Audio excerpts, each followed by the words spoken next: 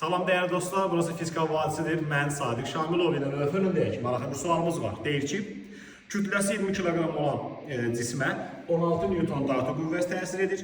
Cismin sürətinin proyeksiyasının zamandan asılılığı Vx bərabər 4 üstəgəlisi 0,5 metr bölü saniyə şəklində verilmişdir.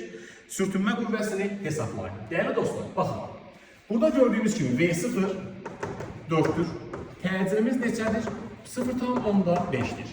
Hər ikisi müsbətdir. Deməli bu hərəkət bərabər yeyinləşən hərəkətdir. Diqqət edin. V0 müsbət, A müsbət. Eyni işarələnirlər. Deməli bərabər yeyinləşən hərəkətdir. Təkrar edirəm. Bərabər yeyinləşən hərəkətdə dartı qüvvəsi sürtünmə qüvvəsindən böyük olur deyə biz dinamika təmini bu cür yazılır. F dartı çıxılsın F sürtünmə bərabərdir. MA yazırıq. Əla. Baxın, dartı qüvvəsini verib 16 Newton, 16 Newton çıx. Sürtünmə qüvvəsini zaten bizdən soruşur. M-i verib sualda 20 kilogram. Bu ifadələrin təcili neçədir? 0,5'dir. Yəni A 0,5'e bərabərdir. Əla. Onda 16 Newton çıxılsın. F sürtünmə bərabər 10'dur. Buradan F sürtünmə nəyə bərabər oldu? 16 çıx F sürtünmə 10'dursa, buradan F sürtünmə oldu 6 Newton.